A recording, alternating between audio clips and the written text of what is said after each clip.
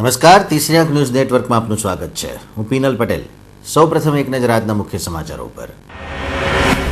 વુડાના આવાસોનો ઇજારો વિવાદે કોંગ્રેસે એને કન્સ્ટ્રક્શનને અપાયેલા કોન્ટ્રાક્ટનો કર્યો વિરોધ. શહેર કોંગ્રેસ પ્રમુખે કોન્ટ્રાક્ટને ભ્રષ્ટાચાર ગણાવ્યો.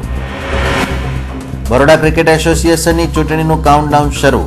પ્રથમ દિવસે જ 200થી વધુ ફોર્મ ઉપડી ગયા. ચૂંટણી સમરસ થવી જોઈએ તેવી કેટલાક સભ્યોની માંગ.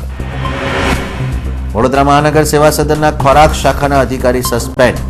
નોટિસમાં નિષ્કાળજી બહાર આવી. જાણીબૂજીને નોટિસમાં કાઉ મિલ્ક લખ્યું હોવાના મૂલ્યાંકન બાદ લેવાયું પગલું. માંજલપુર તળાવમાં પુત્રને મોતને ઘાટ ઉતારનાર પિતાની ધરપકડ. પોલીસ અમિત રાવણની તપાસ કરશે. તો છાણી અપમૃત્યુ કેસમાં પરિણીતાના પતિની પણ અટકાયત. ભરૂચના જૂના સરદાર બ્રિજને બંધ કરવામાં આવતા ટ્રાફિક જામ.